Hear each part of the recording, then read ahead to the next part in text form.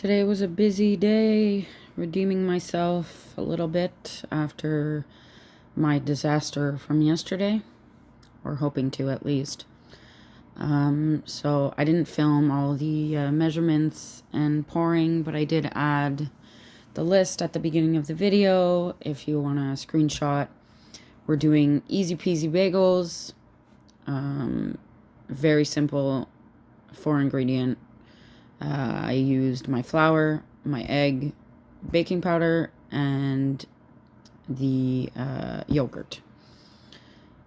I did add a little bit of cinnamon spread I had left over in my fridge just to give it a nice, I don't know, fresh breakfast feel. The yogurt I used is Greek. I literally just used what I had left over in my fridge. I'm all for reusing, repurposing. Nothing goes to waste. So it was a key lime. You'd think it wouldn't fit well, but it actually, the flavor is very nice. Gives it a little bit of zest. And then with the cinnamon, it's a pretty good balance. I liked it. I need this, but not for like any gluten retention purposes. It's not like yeast or bread, or I'm kind of just trying to get it smoothened out so I can chop it and make my bagels. So I make myself a nice long strip, and I'm going to cut it into 4 pieces. This recipe, 4 bagels. Any smaller, any more, and your bagels are going to be way too small. They do puff up, but I found for whatever reason, these ones didn't puff up as much as my last bagels. A little bit disappointing, but anyways, there's two different ways that you can roll these out. You can make kind of a little snake and then pinch the ends together. It's not my favorite because sometimes the ends do come apart. So you cook it in the toaster and then poop, it like pops off. You have to really get in there and like stick and glue and pinch the pieces of bagel together. So my preferred method is to just roll it up into a ball.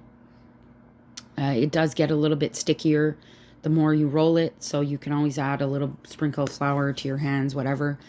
You poke a hole in the middle, and then you can give it a nice stretch. Roll it around. Try and be gentle with it, because then it will tear. So I do this with all my bagels, and try and make the center hole slightly larger, because as they do puff up, it will kind of close in, unless you do like them where there's basically no bagel hole.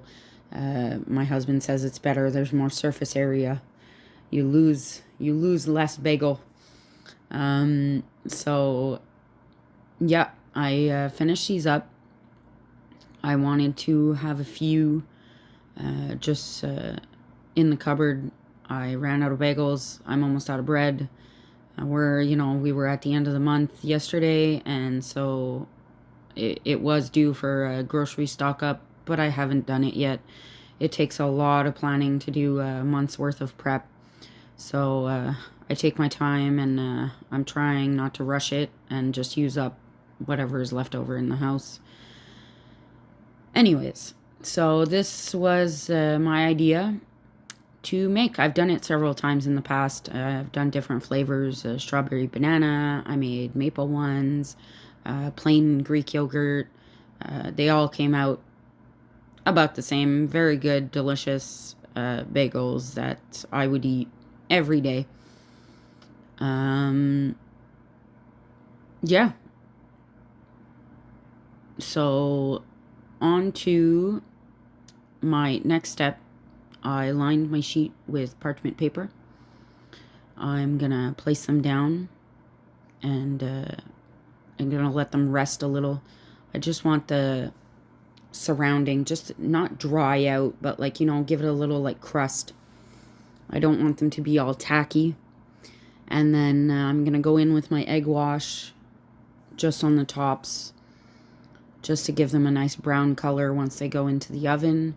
This is actually, I'm going to need an egg for another recipe I'm making, so I cracked it into a bowl. I'm using a little bit, and then I'm just going to leave the rest of it to the side.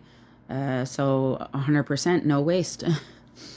And once they are all fully covered, I'm gonna pop them in the oven, 350, bake them for about 25 minutes, I believe it was. And this is how they came out. And I had one almost right away, sliced perfectly, and it was delicious.